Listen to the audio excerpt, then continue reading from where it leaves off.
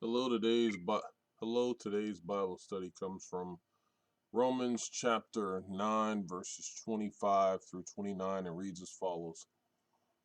As he says in Hosea, I will call them my people who are not my people, and I will call her my loved ones who is not my loved one.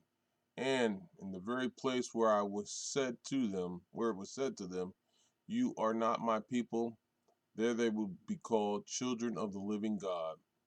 Isaiah cries out concerning Israel. Though the number of the Israelites be like the sand by the sea, only the remnant will be saved, for the Lord will carry out his sentence on earth with speed and finality. It is just as Isaiah said previously, unless the Lord Almighty had left us descendants, we would have become like Sodom, we would have been like Gomorrah. And Paul is at it again. So when he speaks to these passages right here, when it says like the book of Hosea, he's speaking on Hosea 2 and 23 and 1 and 10, and he's talking about the mercy of God. God had expressed to Hosea who the children were and what their name were. Um, and it was when he says not my people, it was Lo Amimi. Um, but God's mercy allowed this situation, this judgment where they were not his people, it wasn't going to last forever. Um, and he's telling you that Israel will be restored and they will be called the sons of the living God. So God's mercy once again prevails over our ways, and to be not his people was not going to stand forever. But at that time, yes, you were called that. We were called that. And we were doing the wrong things. You should read the book of Hosea. It'll tell you about it. But then it goes on, and Paul keeps going on, and he's saying, now I'm going to go to Isaiah. And Isaiah says, hey, God can make any decision he wants. Just like Paul has said, who are we to go against him? And the decision the Lord had made was to choose a remnant. And this was through Israel, and it was going to be for their salvation. So when you read the next thing, it says, Isaiah also cries out concerning Israel. Through the number of the children of Israel be as the sand of the sea, the remnant will be saved. Now, though the number of the children of Israel be as the sand of the sea, meaning just numerous, but it all ain't going to be there. Only the remnant will be saved. The remnant, the remaining, will be saved.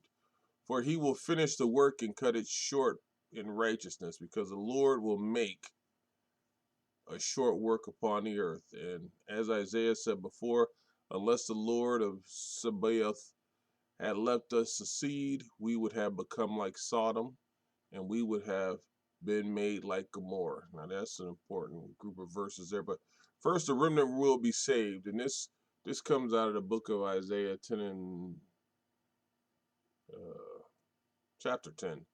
I just can't think of the verse right now, and I didn't look ahead to get it. It speaks to the fact that God is going to save the remnant, not man. God is saving the remnant, because Assyria has us, but Assyria is not going to totally destroy us. But we are going to suffer. We are going to be in trouble at the Syrians' hands. Um, and the punishment will have you feeling like God has left you. But God tells you that there's going to be a remnant. He is always going to have a remnant. And the fact that the whole nation had not been made to do all the suffering. So God protects us even in suffering. So all of them that were there were not going to make it, but there was going to be a remnant. So we would have become like Sodom. Now, You know the reasons behind Sodom and Gomorrah, and it was destroyed. It was a judgment. Um, and now this quote comes from Isaiah 1 and 9. And it shows as bad as the situation was because of their sins, it could have been Sodom and Gomorrah. Or he's saying, as bad as you've been acting, I could have given you the judgment call that I gave Sodom and Gomorrah. But it was only by his mercy,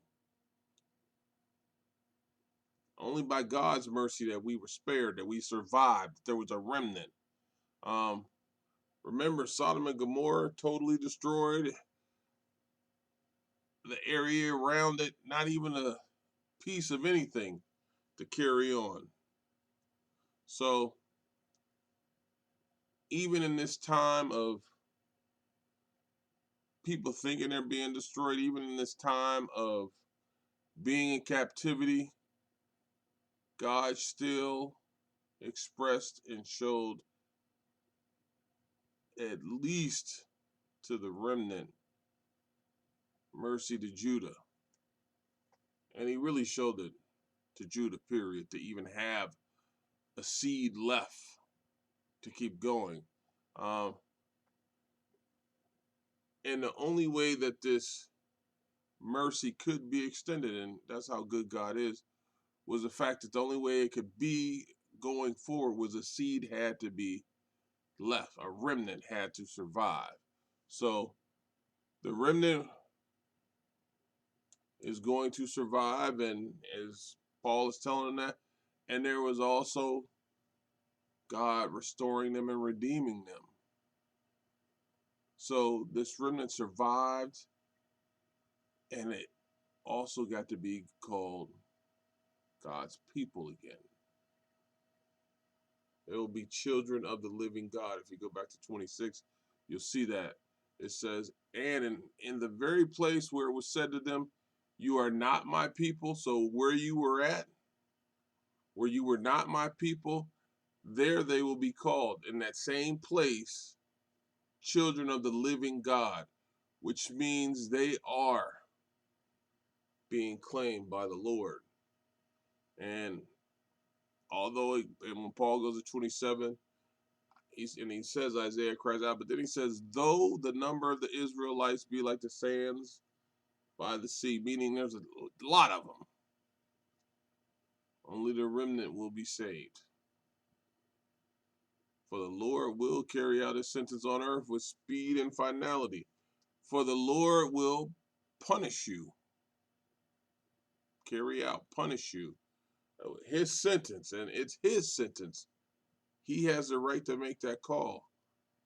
And it will be with speed and finality.